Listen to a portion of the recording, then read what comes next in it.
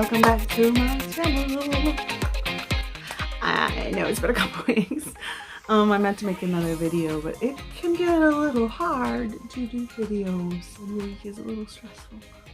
So, this is going to be another video for my lovely friends who are planning to come over to Korea, or maybe are already over here. So I am part of an alumni association for one of the TEFL Academy that I went through to get my teaching English as a foreign language certificate so that I could come over to South Korea and teach.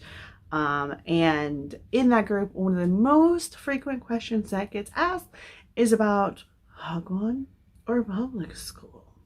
So I figured I would make a video, and that way every time I see that, I can just post my video and they can watch it and then they can know what to do. So there are, as I said, two main routes to coming to Korea as an English teacher. One is Hagwon, which is private school, and one is public school.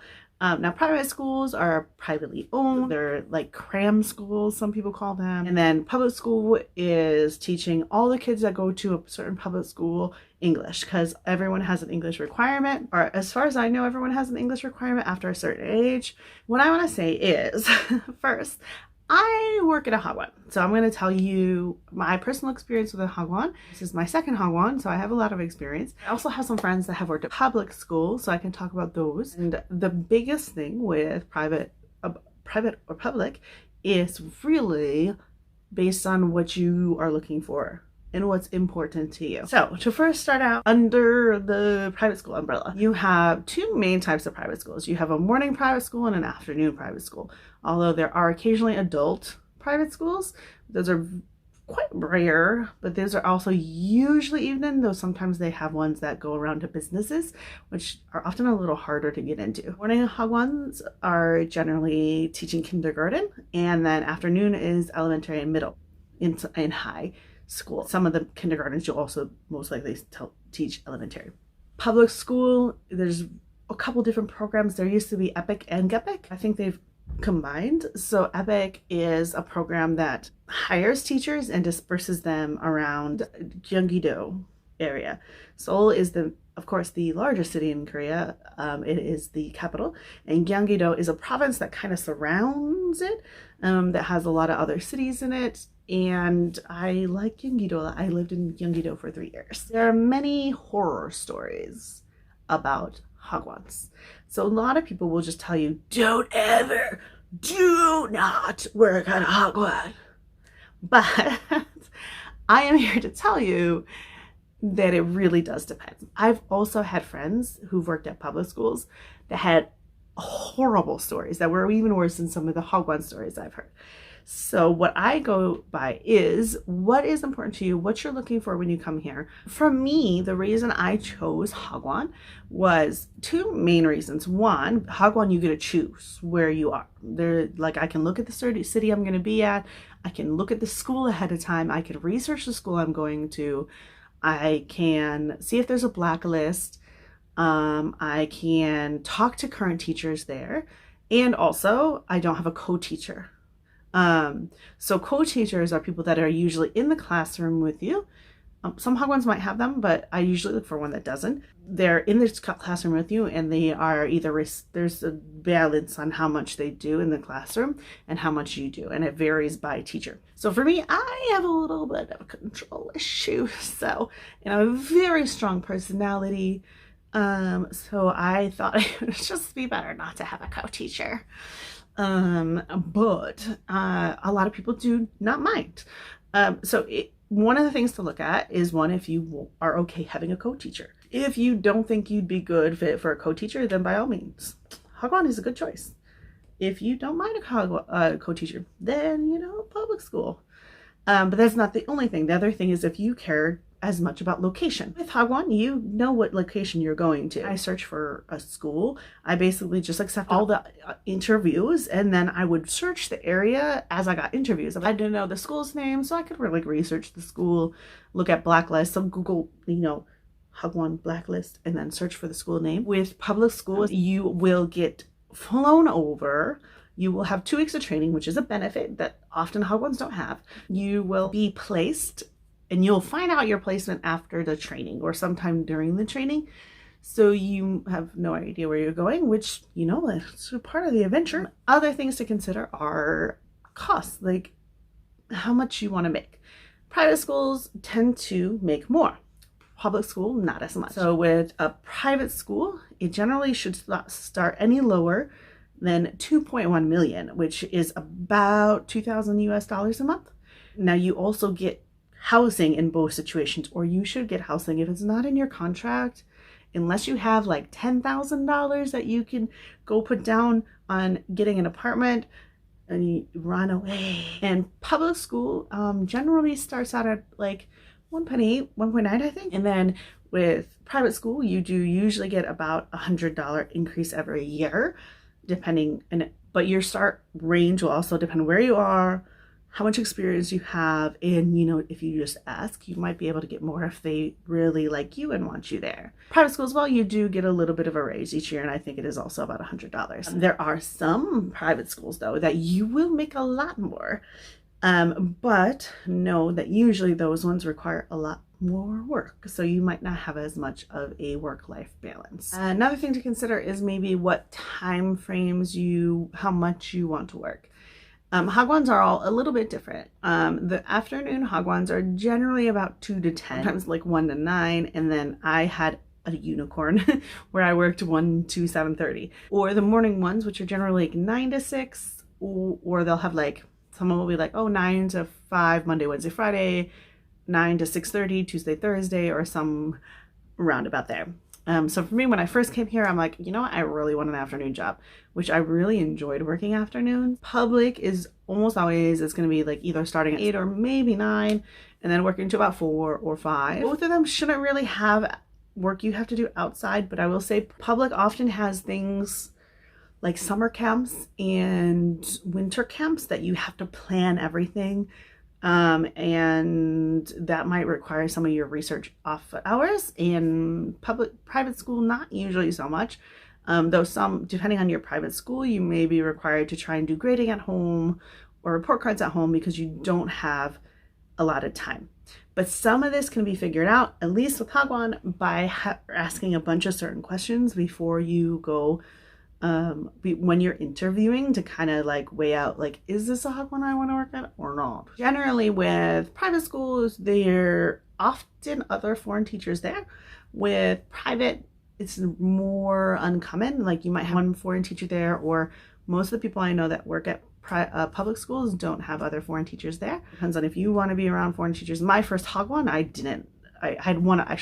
had one other person that I wasn't very close to, so for me it didn't really matter as much. One other benefit though is public schools are run by the government, while private schools are run by individual owners, and some of them are like franchises, so they'll have usually a headquarters office and then franchise owner, like own one of the franchises, or some of them are singular, that they're not franchised. And public school are covered by the government. So for example, during this pandemic that we have just experienced, depending on when you're watching this video, or currently still experienced rather, it was really stressful for a lot of Hagwon people, because we went down to 70% pay, and that was legal, which really I was fine. And because unless you have a lot of bills at home, it's not that bad. But a lot of Hagwon owners can be quite shady, tried to finagle their way out of paying that. I know some people that worked at Hagwons that weren't getting paid at all,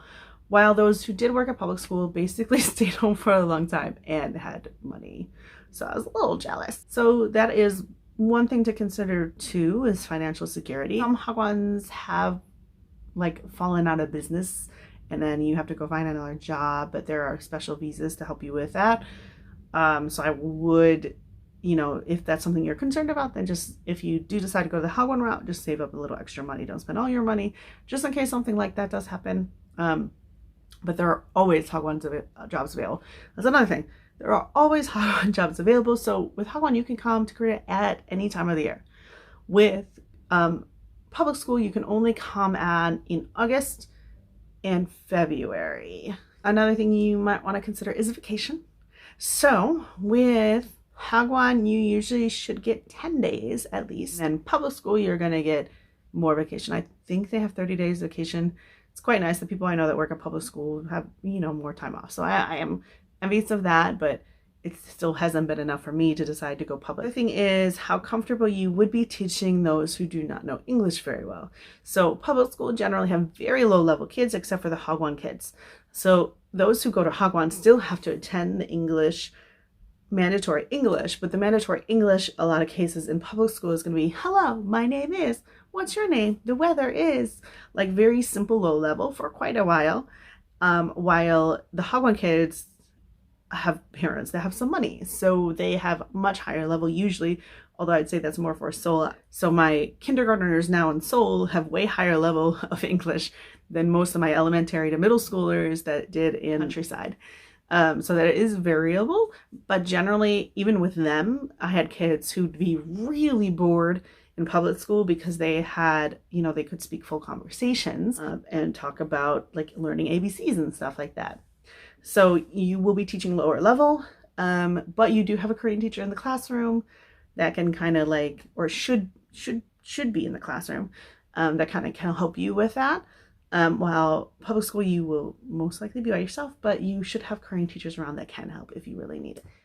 With public school, there is a lot of desk warming, which might be cool for you.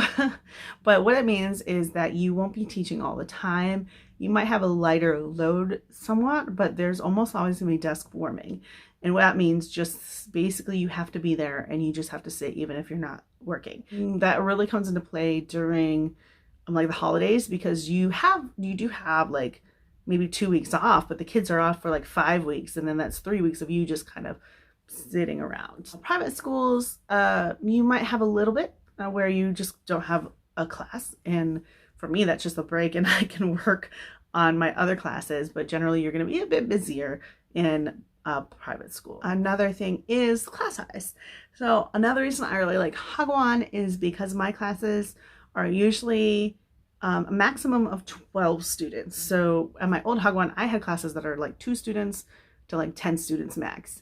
At my new Hagwon, my smallest class is 5 students, and then my bigger classes are 12 students. At a public school, you're going to have 20 to 30 at least in your classes, so it can be a little hard to manage, especially if you don't have English skills. Like I said, you do hopefully have a good co-teacher that works with you, then it might not be as big of an issue for you. But those kids are also forced to be there. So some of them may not have any desire to participate at all. But I mean, that still happens at Hagwon because their parents are forcing them to be there. And some are like, I have no desire to learn English. Well, I would say my Seoul kids are much better about that. Like they participate much more. Some of my countryside kids, like they were like had rich parents and they're like, well, I'm just here. And they didn't participate.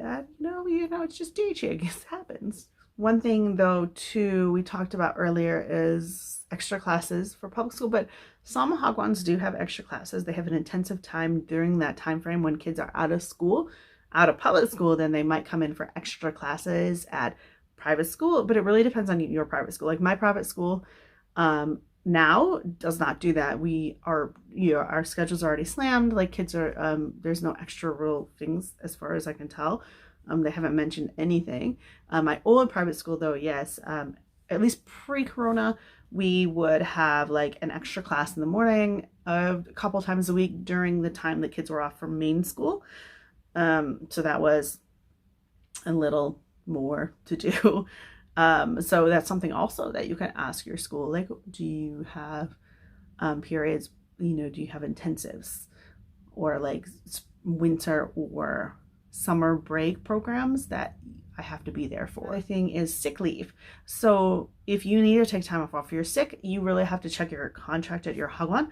My old Hagwon had 2 days. They were really awesome when I was sick. I even paid, like they took me down to the clinic because I had the flu. I didn't know I had the flu. I just feel miserable. They're like, you should go. So they took me down. They paid for my treatment. They brought me juke to my house. Juke is like a porridge. Really took care of me. My current Hagwon doesn't have a sick leave policy, which is almost the reason I decided not to go with my Hagwon, because there was no sick leave in the contract. But if something does happen, basically I just don't get paid for the days I'm not there, and I have to have like a doctor's note. Public school, you get 11 days of sick leave. So kind of nice. Lesson planning. Public schools, you generally have to do lesson plannings and you have to plan everything. The private schools I've seen so far generally have something already planned, or the Korean teachers at least give you the schedule. You don't have to plan all that. There's like a system in place. But I have worked, both of the Hagwons I worked for have been franchises. So they have like a headquarters. It's like, this is like the plan, and you know, here's all the materials, and I don't have to do a lot of thinking with that. I just come to work, I look at what I'm supposed to do this day, and then I go about my business. Make copies if I need to, things like that. Quick note about co-teachers. So what I will say is, the horror stories, the biggest horror story I had from a friend who worked at a public school is that the co-teacher was a huge issue. So co-teachers at public schools change every year. Right. Most public schools change like every year, because it's kind of like an extra duty. Like you are on a rotation. Oh, this year, like I'm the English teacher. So some Korean English teachers have no English ability, so it can be difficult because they're the main source person you're supposed to communicate with, to have time off, to figure out what your schedule is, to figure out like get settled in, and all kinds of things. So I have friends who have had great co-teachers, but I've also had friends who have had a wide range of co-teachers, from those who don't help at all in class, which could be good if you don't need them, but can also be bad if you're like, the kids are not listening, they don't understand me, I need a translator, and the Korean teacher, you don't even know where they are. To the overbearing Korean teacher who's like, this is my classroom, you're just basically sitting in a corner and your job is to pronounce words so kids know how to pronounce words. That's all you do.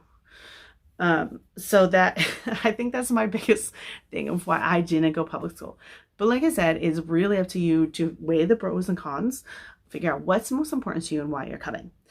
Besides that, one thing you guys don't probably know is there are some other options. So I would say private and public definitely are options for you, and they don't need experience necessarily. You just need a TOEFL certificate, and you need to have at least a bachelor's degree and be from an English speaking country that Korea allows. So that's not on the schools. So for all of you that are in random countries, I am sorry, but you cannot be an English teacher in Korea. There are some people that get through the loop and are able to do that. But in general, you have to be from one of 8 traditionally English speaking countries. Although I know there's plenty of people I know all over the world that speak English perfectly fine, and they're not from these countries. Korea is very particular about this. So if you have those categories, then you can probably be an English teacher in Korea. I will make another video about interviews and stuff like things you need to know. But if you think you might want to be here longer, or you really think teaching is a career for you, then I would highly recommend neither. There are a couple other options that you can look into when coming to Korea. One of those is what's called an international school. So an international school is for Koreans who have lived abroad for a time frame, or other students who are living abroad who come from an English-speaking country. Now these are much better gigs. I have a friend who's a music teacher at an international school. I have friends that are other kinds of teachers at the international schools. There's not as many English options, but there are definitely a lot of English options still available. Now, an international school has better hours, better pay, and more vacation. But in order to be at an international school, you usually have to have a teaching certificate or a master's degree in English if you're doing English. So while you may want to come over to Korea as quickly as possible, consider what you want for your future. Because if you think you might stay for a while, or you might want to get a better job while you are here, then consider getting a teaching certificate at least. I know there's like a 9-month program online that's a few $1,000s. So if you can swing it, do it and look at an international school. Some of them also want you to have an F visa. Now that is something that would require you to come do a different kind of job for a while and then switch over, but F visa usually requires a language requirement, so you'd have to have a certain level of education, and then you have to pass the different Korean tests here. Other option is to be a college teacher. That also is similar requirement to an international school. Those are harder to get by, but those have even better pay, even better hours, and even more vacation. So don't box yourself into just private or public. There are a couple other options you can look at. Beyond that, I'm sure there's actually other options. So search about those. How can I be a teacher? Like international schools, teaching college in Korea. And then there's some Christian schools that you can work with that are a little different.